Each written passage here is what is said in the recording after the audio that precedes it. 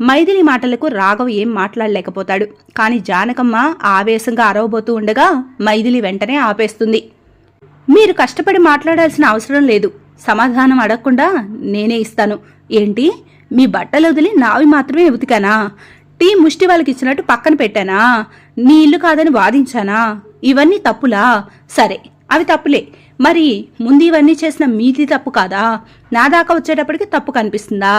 మీరు చేసింది తప్పు కాకపోతే నేను చేసింది తప్పు కాదు. నేను చేసింది తప్పైతే మీరు చేసింది తప్పే. నువ్వు నేర్పిన విద్యనే నీరజాక్షి అనేది మర్చిపోయినట్టున్నారు. ఏ తల్లైనా బిడ్డలు తప్పు చేస్తూ ఉంటే సర్ది చెప్పి వారిని దగ్గర చేయాలి. కానీ మీరు లేని దూరాన్ని పెంచుతూ మాట్లాడుతున్నారే, అది ఎంతవరకు సబబు? మీరే ఆలోచించుకోండి. ఇంతకు మించి ఎక్కువ మీతో పనికిమాలిన వాదన చేయాలని కూడా నేను అనుకోవడం లేదు.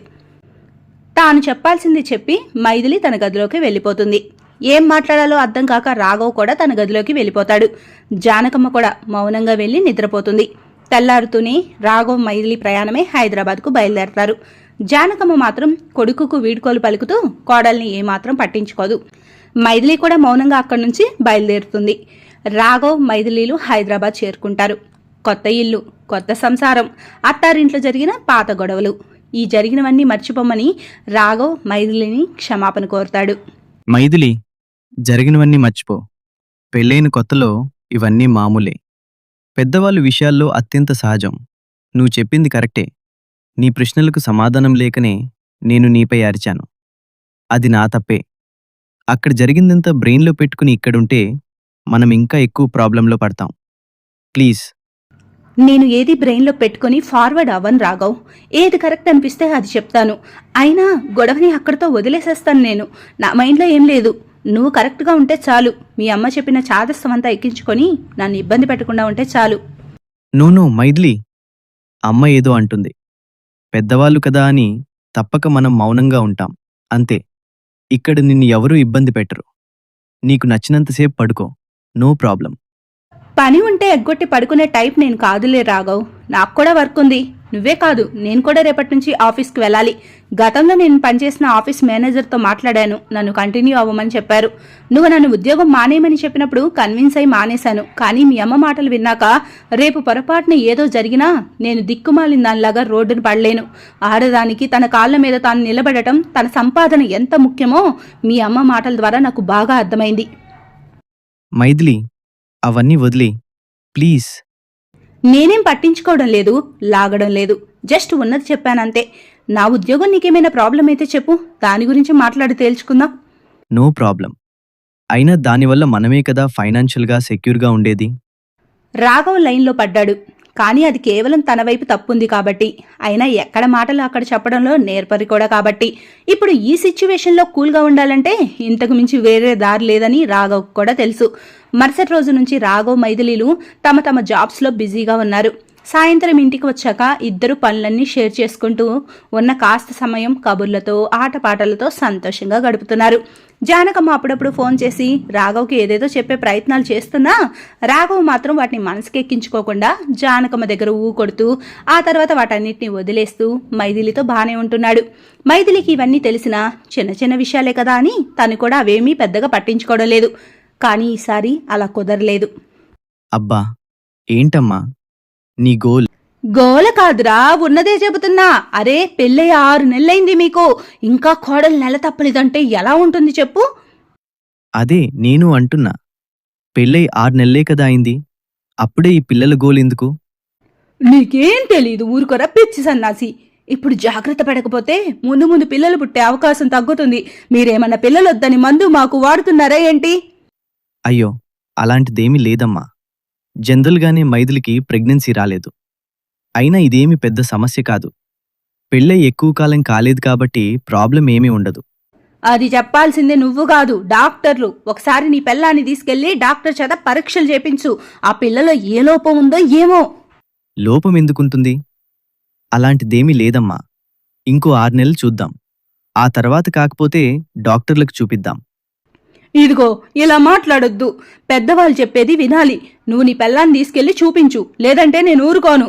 నీకన్నా 2 నెలల వెనక పెళ్ళయిందిరా పక్కింటి సుధీర్కి. అప్పుడే వాళ్ళ ఆవిడ నెల తప్పింది. సుధీర్ వాళ్ళ అమ్మొచ్చి నీ కోడలు ఇంకా నెల తప్పలేదా అంటుంటే నాకు చాలా నామోషిగా ఉందిరా. ముందు ఆ పిల్లని తీసుకెళ్ళి ఏ లోపం ఉందో ఏంటో డాక్టర్ని చూపించు. మనవడిని ఎత్తుకోవాలని నా మనసుకు మాత్రం ఉండదా ఏంట్రా చెప్పు. అయ్యో అమ్మా, సరే నువ్వేడోకు. అలాగే మైథిలిని తీసుకెళ్ళి డాక్టర్ దగ్గర టెస్టులు చేపిస్తాను, సరేనా? రాఘవ్ మాటలకు జానకమ్మ హృదయం శాంతిస్తుంది. కానీ అవన్నీ విన్న మైథిలి మనసు మాత్రం రగిలిపోతుంది. ఏంటి రాఘవ్, మీ అమ్మ ఇక మారదా? ఏం మాట్లాడుతుందామే? మన పెళ్ళి ఏమన్నా 6 ఏళ్ళయిందా? 6 నెలలే కదా. నువ్వు కూడా ఆమెకు వత్తాసు పలుకుతున్నావు. నాలో లోపం ఉందని డిసైడ్ చేయడానికి ఆమె ఎవరు? మైథిలి, అమ్మేదో మనవడిని ఎత్తుకోవాలనే ఆశతో అలా మాట్లాడిందంతే. ఆవిడ మాట్లాడితే నీకైనా బుద్ధుండాలి కదా. ఏ లోపం నాలోనే ఉంటుందా, నీలో ఉండదా? అంత మనవడిని ఎత్తుకోవాలని కారిపోతూ ఉంటే ఇద్దరిని టెస్ట్ చేయించుకోమని అంటుంది, కానీ నాకు మాత్రమే టెస్ట్ చేయించమని అనదు. ఆవిడ అన్నా కూడా నువ్వు ఇలా ఎలా మాట్లాడుతున్నావు? మైథిలి, అమ్మ ఏదో ఏడుస్తుందని సరే అన్నాను, అంతే. ఓ, మీకు మీ తల్లి ఏడుపు మాత్రమే వినిపిస్తుంది కదా. మిగతా ఎవరి ఏడుపు వినిపించదు కదా. ఆమె ఏడిస్తే ఏదైనా ఒప్పుకుంటారా? న్యాయం ధర్మం అనేవి ఏవి చూడరా? మైథిలికి రాఘవ్ మీద ఈసారి చాలా కోపం వచ్చింది. రాఘవ్తో సరిగా మాట్లాడటం కూడా మైథిలి మానేసింది. మరోవైపు నుంచి జానకమ్మ మైథిలికి మెడికల్ టెస్ట్ చేపించమని అస్తమానం ఫోన్ చేసి రాఘవ్ను సతాయిస్తుంది. ఏం చేయాలో పాలుపోని రాఘవ్ మైథిలి తల్లికి ఫోన్ చేశాడు. అల్లుడు గారు బాగున్నారా? మైథిలి ఎలా ఉంది? మీ అమ్మాయితో చాలా సమస్యగా ఉందండి. ప్రతిదానికి రాద్ధాంతమే. ఏదో మనవడిని ఎత్తుకోవాలని ఆశతో మైథిలికి ఇంకా ప్రెగ్నెన్సీ రాలేదని మెడికల్ టెస్టులు చేపించమని మా అమ్మ నాకు సలహా ఇచ్చింది. దానికి మండిపోతూ మైథిలి నాతో కూడా సరిగా మాట్లాడడం లేదు. ఒకసారి చూపించుకుంటే ఏం పోతుంది? కాస్త మీరైనా చెప్పండి మీ కూతురికి. ఉంటాను. రాఘవ మాటలకు ఆవేశం తెచ్చుకున్న రాగిని క్షణం ఆలోచించకుండా మైథిలికి ఫోన్ చేస్తుంది. మైథిలి, అల్లుడు గారు ఫోన్ చేశారు. తనతో సరిగ్గా మాట్లాడటం లేదట. ఇలా అయితే ఎలా అమ్మా? అరే, వాళ్ళమ్మ ఏదో చిన్న సలహా ఇచ్చింది. పెద్దవాళ్ళ సాటిస్ఫాక్షన్ కోసం టెస్టులు చేపించుకుంటే తప్పేంటి? అబ్బాయిని సతాయించకుండా అతను చెప్పింది చెయ్యి. అమ్మా, అసలు సమస్య ఏంటని అడగకుండా నేను ఇదని డిసైడ్ అయ్యి ఏదేదో చెప్తున్నావు కాబట్టి నీకు ఎక్స్ప్లెనేషన్ ఇవ్వాల్సిన అవసరం ఇక నాకు లేదు. రాఘవ్ ఫోన్ చేసి విషయం చెప్పినప్పుడు ఏ లోపం నా కూతుర్లోనేనా, నీలో లేదా? ఇద్దరు కలిసి టెస్ట్ చేయించుకోండి అని నువ్వు రాఘవ్తో అనుంటే కథ ఇంకోలా ఉండేది. ఇప్పుడు నువ్వు చెప్పావని నేను వింటే సమస్య పరిష్కారం కాదు, కొత్త సమస్యలు పుట్టుకొని వస్తాయి. అయినా ఇది నా సమస్య, నేనే తేల్చుకుంటా. మీకు ఇందులో ఇన్వాల్వ్ అవ్వాల్సిన అవసరం లేదు. ఒకవేళ రాఘవ్ ఫోన్ చేస్తే ఇదే నా సమాధానం అని చెప్పు. మైథిలి ఫోన్ కట్ చేసింది. రాఘవ్ ఎదురుగానే ఉన్నాడు. మైథిలి మాటలన్నీ విన్నాడు. మైథిలి ఆవేశం కట్టలు తెంచుకుంటుందని అర్థం చేసుకున్న వెంటనే రాఘవ్ మళ్ళీ లౌక్యం ప్రదర్శించాడు. ఏంటి మైథిలి, మీ అమ్మతో అలా మాట్లాడితే ఆవిడ ఫీల్ అవ్వదా? నువ్వు నాతో మాట్లాడడం లేదని మీ అమ్మకు సర్ది చెప్పమన్నాను, అంతే. కానీ ఆవిడలా కటువుగా మాట్లాడుతుందని నేననుకోలేదు. చూడు మైథిలి, నువ్వు చెప్పింది కరెక్టే. మన సమస్యను మనమే పరిష్కరించుకోవాలి. మధ్యలో మూడో వాళ్ళని ఇన్వాల్వ్ చేయకూడదు. అలా కోపంగా చూడకు మైథిలి, ప్లీజ్. సారీ, ఇంకెప్పుడిలా అవ్వదు, ప్లీజ్. ఏదో తిప్పలు పడి మళ్ళీ మైథిలిని కన్విన్స్ చేశాడు రాఘవ్. గొడవ పెంచుకుంటూ పోతే సమస్య పరిష్కారం కాదని ప్రాక్టికల్గా ఆలోచించి మైథిలి కూడా కన్విన్స్ అయింది.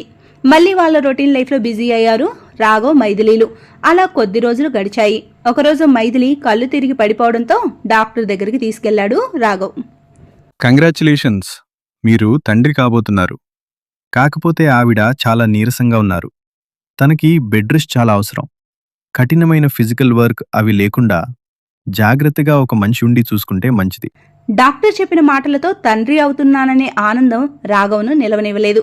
కానీ మైథిలికి బెడ్ రెస్ట్ చెప్పడంతో రాఘవ్ కాస్త టెన్షన్ పడ్డాడు. మైథిలి తన ఆరోగ్య దృష్ట్యా తన పనిని వర్క్ ఫ్రం హోమ్గా మార్చుకుంది. తనకు సాయంగా ఉంటుందని తన తల్లిని పిలిపించుకోవాలని మైథిలి అనుకుంది. కానీ ఈలోపే రాఘవ్ అతని తల్లి జానకమ్మను పిలిపించాలని నిర్ణయించుకున్నాడు.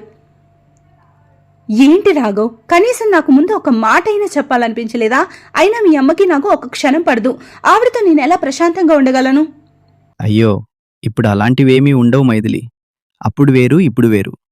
నీకోసం కాకపోయినా నీ కడుపులో ఉన్న తన మనవడి కోసమైనా మా అమ్మ చచ్చినట్టు నిన్ను బాగా చూసుకుంటుంది. మనోడిపై అంత ఇష్టం తనకి. మనవడు అని నువ్వెలా డిసైడ్ అవుతావు? ఒకవేళ మనవరాలైతే ఆమెకు ప్రేమ ఉండదా? అయ్యో, ఏదో మాట వరుసకు అలా అన్నాను మైథిలి, అంతే. సరే, నీ కడుపులో ఉన్న మన బిడ్డ కోసం అమ్మ నిన్ను బాగా చూసుకుంటుంది, సరేనా? ఏది చెప్పడానికి మైథిలి దగ్గర ఏమీ లేదు. ఎందుకంటే ఆల్రెడీ జానకమ్మ వచ్చేస్తుంది. ఇప్పుడు ఇక ఏం మాట్లాడినా రాద్ధాంతం తప్ప ఒరిగేదేమీ లేదని మైథిలికి తెలుసు. అందుకే తను సైలెంట్గా ఉండిపోయింది. జానకమ్మ రాఘవ్ ఇంటికి చేరుకుంది. వారసుడు రాబోతున్నాడనే సంతోషం జానకమ్మలో ఉన్నా ఆమె లోపల అహం అలాగే ఉంది. మైథిలితో కొడుకు ఉన్నప్పుడు కాస్త బాగానే ఉంటున్నా కొడుకు లేనప్పుడు మాత్రం కోడలి వద్ద నోటి దురద చూపిస్తూనే ఉంది జానకమ్మ. ఇదిగో అమ్మాయి, అస్తమానం అలా బెడ్ పైన పడుకొని ఉండకపోతే కాస్త అటు ఇటు తిరుగుతూ చిన్న చితక పనులు చేయరాదు, ఆరోగ్యంగా ఉంటుంది. డాక్టర్స్ నాకు బెడ్ రెస్ట్ చెప్పారండి. ఎక్కువ ఫిజికల్లీ స్ట్రెయిన్ అవ్వద్దన్నారు. నా కేసులో హెల్త్ కండిషన్ సెన్సిటివ్గా ఉందని చెప్పారు. ఏదైనా ఇబ్బంది అయితే మళ్ళీ అబార్షన్ అయ్యే అవకాశాలు ఎక్కువగా ఉంటాయి. అందుకే కేర్గా ఉండమని చెప్పారు డాక్టర్స్. మైథిలి మాటలకు ఏమీ మాట్లాడకుండా కోపంగా వచ్చి హాల్లో కూర్చుంది జానకమ్మ. కొడుకు రావడంతోనే అతనితో గొడవకు దిగింది. అరే, కడుపుతో ఉన్న ఆడది మాట్లాడాల్సిన మాటలేనరా అవి?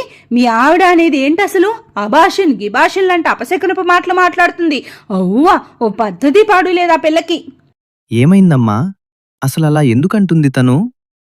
ఏమోనయ్యా, అసలు మంచం మీద నుంచి కింద కాలు పెడితే గానీ పెళ్ళం ఏదో కాస్త అటు ఇటు తిరుగమ్మా, చిన్న చిన్న పనులు అవి చేసుకో, అప్పుడే డెలివరీ ఫ్రీగా అవుతుందని చెప్తే డాక్టర్లు రెస్ట్ చెప్పారు, అబార్షన్ అవుతుంది అంటూ ఏదేదో అపశకున మాటలు మాట్లాడుతుందిరా నీ పెళ్ళం.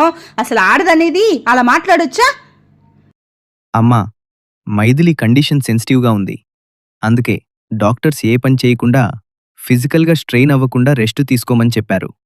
అరే, డాక్టర్లు 100 చెబుతారురా, వాళ్ళ చోద్యం మరీ అంతే ఉంటుంది. ఆవగింజంత విషయాన్ని గుమ్మడి గింజంత చేసి చెప్తారు. మాకు తెలీదా ఏంటి? మేం కనలేదా ఏంటి పిల్లల్ని? జానకమ్మ మాటల్ని విన్న మైథిలికి కోపం వస్తుంది. దాంతో మైథిలి జానకమ్మపై విరుచుకుపడుతుంది. మీరు కన్నారు కాబట్టి అలా మాట్లాడకూడదు. ఒక ఆడది కడుపుతో ఉంటే ఒక బిడ్డను కన్నా మరో ఆడది మాట్లాడాల్సిన మాటలేనావి? మీకు తెలీదా బాధ? అస్తమానం ఆడదేనా అది, ఆడదేనా అది అంటారు. నేను ఆడదాన్ని కాకపోతే మీ కొడుకిచ్చి ఎలా పెళ్లి చేశారు? నేను ఆడదాన్ని కాకపోతే నా కడుపున బిడ్డ ఎలా ఉన్నాడు? ప్రశాంతంగా ఉండనివరా నన్ను? మీ మాటలతో నన్ను చంపడమే ధ్యేయంగా పెట్టుకున్నారా? మైథిలి, నువ్వు ఆవేశపడకు. ఆవేశం కాదు రాఘవ్, బాధ. ఈవిడ మాటలు నేను తట్టుకోలేకపోతున్నాను. నాకేమైనా సరదానా అలా ఉండటం?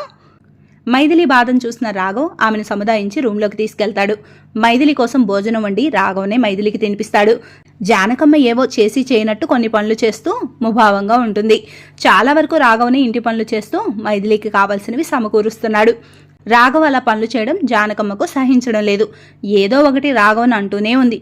అయినా కూడా రాఘవ్ అవేమీ పట్టించుకోవడం లేదు. రాను రాను జానకమ్మ పంతంతో రాఘవ్ లేనప్పుడు మైథిలికి ఏ సాయం చేయడం లేదు. అప్పటికి కొన్ని పనులు మైథిలినే చేసుకుంటుంది. కానీ సెన్సిటివ్గా ఉన్న మైథిలి ఆరోగ్యం ఫిజికల్ మెంటల్ స్ట్రెస్కు గురై ఆమె ఆరోగ్యం ఇంకా పాడై కళ్ళు తిరిగి పడిపోయింది. మిస్టర్ రాఘవ్, మీకు ఆల్రెడీ చెప్పాను, ఆమె హెల్త్ కండిషన్ చాలా డెలికేట్గా ఉందని, జాగ్రత్త ఉండండి అని. కానీ తను ఫిజికల్ మెంటల్ స్ట్రెస్కు బాగా గురైనట్టున్నారు. అందుకే మైథిలి చాలా వీక్గా ఉన్నారు. సెలైన్ అవి పెట్టాము. మీ అదృష్టం బావుంది, తనకిప్పుడు అబార్షన్ అవ్వలేదు. ఇదే రిపీట్ అయితే పరిస్థితి చేయి దాటుతుంది. బిడ్డకే కాదు, తల్లికి కూడా ప్రమాదం జరగవచ్చు. జాగ్రత్త. డాక్టర్ మాటలు విన్న రాఘవ్కు తల్లిపై చాలా కోపం వస్తుంది. ఇప్పుడు నీకు సంతోషంగా ఉందా అమ్మా? ఎందుకిలా ప్రవర్తిస్తున్నావు అసలు? అరే, డాక్టర్ చెప్పారన్నా కూడా వినకుండా నీ ఇష్టం వచ్చినట్టు ప్రవర్తించావు. ఇప్పుడు చూడు ఏమైందో. అయినా నీకిష్టం లేని పెళ్లి చేసుకుంది నేను. ఏమైనా ఉంటే నన్ను అను. మైథిలి ఏం చేసిందని? అయినా మైథిలి నీపై ఎప్పుడూ కోపం, అసహ్యం పెంచుకోలేదు. కేవలం ఏది కరెక్ట్ అయితే అది మాట్లాడింది అంతే. నేను కూడా నీకోసం తన తప్పు లేకపోయినా మైథిలిని కొన్ని మాటలన్నాను. మనవడి కోసమైనా మైథిలిని అంగీకరించి మీ ఇద్దరూ కలిసిపోతారని నేను నిన్ను పిలిపించాను. అదే నేను చేసిన తప్పు. మైథిలి స్థానంలో నీ కూతురుంటే ఇలాగే చేసేదానివా అమ్మా? నువ్వు తప్పు చేశావమ్మా, తప్పు చేశావు. దయచేసి నువ్వు వెళ్ళిపో. మైథిలిని నేనే చూసుకుంటాను. రాఘవ్ మాటలకు జానకమ్మ మనసు బాధపడుతుంది. కాని ఆ బాధలో నుంచి తను చేసిన పనులన్నీ తలుచుకొని కొడుకన్నట్టుగా తనదే తప్పని ఆమె గ్రహిస్తుంది. కొడుకు బాధ జానకమ్మలో మార్పు తీసుకొస్తుంది. మైథిలిని ఇష్టం లేని కోడలుగా కాకుండా కోడలుగా చూడాలని నిర్ణయించుకుంటుంది. తన వైపు నుంచి కోడలిపై ద్వేషం మొదలుపెట్టిన జానకమ్మ తన వైపు నుంచి కోడలిపై ప్రేమను మొదలుపెట్టాలని అనుకుంటుంది. ఆపై మైథిలి హాస్పిటల్ బెడ్ దగ్గరకు వస్తుంది. అమ్మ మైథిలి, నన్ను క్షమించు. నేనేదో తెలియని అహంతో వెనకటి చాదస్తంతో ఇలా నీ పట్ల తప్పుగా ప్రవర్తించాను. నీకు ఈ పరిస్థితి రావడానికి నేనే కారణమయ్యాను. నాకొక్క అవకాశం ఇవ్వమ్మా, నిన్ను కన్న కూతుర్లా చూసుకుంటాను. చూడండి అత్తయ్య, మీపై నాకెప్పుడు కోపం లేదు. మీ మాటలకు మొదట నేను సహనంతో చెప్పిన సమాధానం మీకు అర్థం కాలేదు. అందుకే ఆత్మాభిమానంతో నేను మీకు సమాధానం చెప్పాను. నాది ఆత్మాభిమానం, మీది అహం. ఆ రెండు కలవలేకపోయాయి. మీరు అహం వీడిన రోజు నేను నా ఆత్మాభిమానాన్ని మించి మిమ్మల్ని ప్రేమిస్తాను. అదే బంధంలో ఉన్న గొప్పదనం. మీరు మారి అందరం సంతోషంగా ఉంటే నాకు అంతకన్నా ఏం కావాలి చెప్పండి. జానకమ్మ మైథిలి ఇద్దరూ ఒకరినొకరు అర్థం చేసుకున్నారు. వారు అలా కలవడం చూసిన రాఘవ్ చాలా సంతోషిస్తాడు. జానకమ్మ తన మాటపై నిలబడి నిజంగానే మైథిలిని కన్న కూతురులా జాగ్రత్తగా చూసుకుంటుంది. మైథిలికి నెలలు నిండాక ఒక చక్కటి మగబిడ్డ పుడతాడు. తల్లి బిడ్డ ఇద్దరు క్షేమంగా ఉంటారు. ఆపై జానకమ్మ కూడా రాఘవ్ మైథిలితో ఉంటూ మనవడి యోగక్షేమాలు చూసుకుంటూ ఉంది. ఇంట్లో పెద్ద దిక్కుగా జానకమ్మ ఉండటంతో రాఘవ్ మైథిలిలు ఆఫీసుకు వెళ్లి ప్రశాంతంగా తమ పనులు తాము పూర్తి చేసుకుంటున్నారు. ఇప్పుడు మైథిలి జానకమ్మలు కలిసిమెలిసి తమ కుటుంబంతో సంతోషంగా ఉంటున్నారు.